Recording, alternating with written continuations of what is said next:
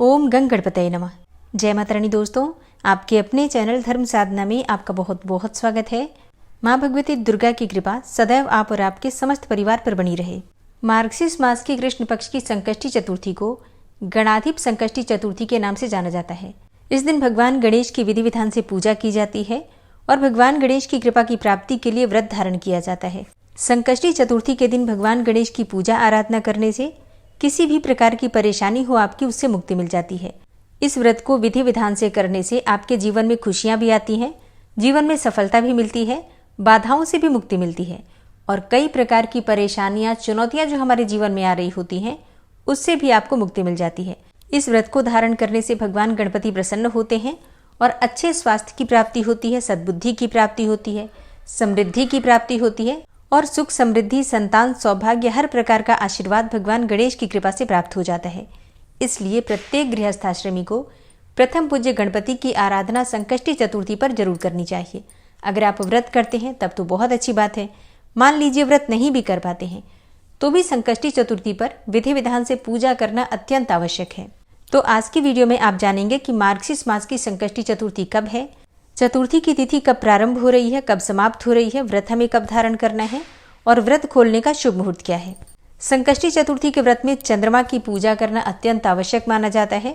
तो चंद्रमा की पूजा का चंद्रोदय का शुभ मुहूर्त क्या है, संपूर्ण जानकारी संकष्टी चतुर्थी व्रत से संबंधित आज की वीडियो में शेयर करूंगी। तो इस वीडियो को पूरा जरूर देखिए और अच्छी लगे वीडियो तो लाइक भी जरूर कीजिए, क्योंकि आपके लाइक्स, आपके कमेंट्स मेरे लिए बहुत महत्वपूर्ण होते हैं। ये एकमात्र जरिया है जिनसे मुझे पता चलता है कि आपको ये वीडियो अच्छी लगती है और आपके लिए ये वीडियो उपयोगी है। तो अगर वीडियो पसंद आए तो लाइक तो जरूर ही किया कीजिए। तो सबसे पहले जानते हैं कि संकष्टी चतुर्थी की तिथि कब प्रारंभ हो रही है, कब समाप्त हो रही है और व्रत हमें कब धारण करना है। देखिए, चतुर्थी की तिथि प्रारंभ हो जाएगी 18 नवंबर को शाम को 6:55 पर और चतुर्थी तिथि का समापन होगा 19 नवंबर को शाम को 5:28 पर। अब व्रत हमें कब धारण करना है, देखिए, चतुर्थी का व्रत जब हम धारण करते हैं, मतलब संकष्टी चतुर्थी का व्रत जो धारण किया जाता है, तो इसमें चंद्रमा का बहुत महत्व होता है। जब चतुर्थी का चंद्रमा हमें प्राप्त होता है उसी दिन हम व्रत करते हैं।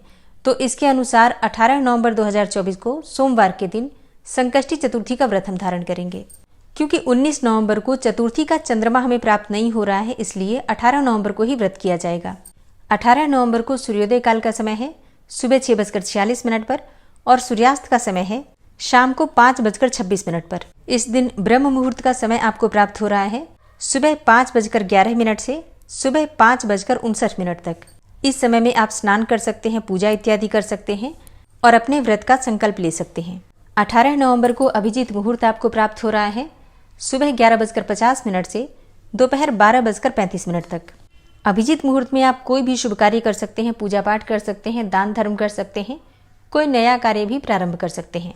और 18 नवंबर को राहु काल का समय आपको प्राप्त हो रहा है सुबह 8:08 से 9:29 तक। राहु काल में कोई भी शुभ कार्य प्रारंभ नहीं करना चाहिए, ठीक है। लेकिन अगर आप पहले से कोई शुभ कार्य कर रहे हैं तो बिल्कुल इस समय में भी कर सकते हैं। अब बात करें भगवान गणेश की पूजा के शुभ मुहूर्त के बारे में, तो देखिए, सुबह 9:26 से सुबह 10:46 तक भगवान गणपति की पूजा का विशेष मुहूर्त है और शाम को प्रदोष काल में 5:26 से शाम 7:06 तक पूजा का शुभ मुहूर्त है। तो प्रदोष काल में पूजा अत्यंत आवश्यक है, इस शुभ मुहूर्त का ध्यान रखिए। इसी शुभ मुहूर्त में विशेष रूप से भगवान गणपति की आराधना की जाती है, पूजा की जाती है, आरती की जाती है। इसके साथ ही कथा इत्यादि भी आप चाहें तो सुबह सुन सकते हैं या फिर आप शाम को भी सुन सकते हैं। संकष्टी चतुर्थी के व्रत में चंद्रमा का बहुत महत्व होता है, क्योंकि चंद्रोदय के बाद ही व्रत खोला जाता है। तो चंद्रमा के उदय होने का शुभ मुहूर्त आपको प्राप्त हो रहा है शाम को 7:34 पर। संकष्टी चतुर्थी के दिन आपको प्रातःकाल जल्दी उठना चाहिए। उठकर नित्य कर्मों से निवृत्त हो जाइए, स्नान कर लीजिए, साफ स्वच्छ वस्त्र धारण कर लीजिए, फिर भगवान सूर्यदेव को जल दीजिए और अपने घर के मंदिर में विधि विधान से भगवान गणपति की आराधना कीजिए। सबसे पहले भगवान गणपति का पंचामृत से अभिषेक कीजिए, फिर पीले वस्त्र अर्पित कीजिए। इसके बाद उनके सामने शुद्ध घी का दीपक जलाकर अपने व्रत का, पूजा का संकल्प ले लीजिए और फिर धूप, दीप, अक्षत, पुष्प इत्यादि सभी चीजें अर्पित करके विधि विधान से, श्रद्धा भाव से भगवान गणपति की पूजा आराधना करके मंत्रों का जप कीजिए। और हाँ, भगवान गणपति को भोग में आप लगा सकते हैं मोदक का भोग, या फिर आप चाहें तो फलों का भोग लगा सकते हैं, मोतीचूर के लड्डू का भी भोग लगा सकते हैं। सबसे आवश्यक होता है दूर्वा अर्पित करना। हरी हरी दूर्वा जब भगवान गणपति को अर्पित की जाती है तो भगवान गणपति इतने प्रसन्न होते हैं कि मन वांछित कामनाओं की पूर्ति कर देते हैं। इसलिए दूर्वा अवश्य अर्पित कीजिए। व्रत करते हैं तो भी कर सकते हैं, व्रत नहीं करते हैं तो भी कर सकते हैं।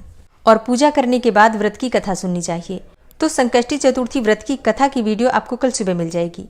और हाँ दोस्तों, इस चैनल पर प्रतिदिन मार्गशीर्ष मास की कथा भी अपलोड हो रही है, आप लोग जरूर सुना कीजिए। और अगहन गुरुवार महालक्ष्मी व्रत की वीडियो चैनल पर अपलोड हो चुकी है, जरूर देख लीजिए। उम्मीद करती हूँ ये वीडियो आपके लिए उपयोगी होगी। अच्छी लगी हो वीडियो तो लाइक कीजिए, शेयर कीजिए और चैनल पर पहली बार आए हैं तो सब्सक्राइब करके बेल आइकन को जरूर प्रेस कर लीजिए अगर आपको आज की वीडियो अच्छी लगी है तो। मिलती हूँ मैं आपसे अगली वीडियो में, तब तक के लिए जय श्री राधे।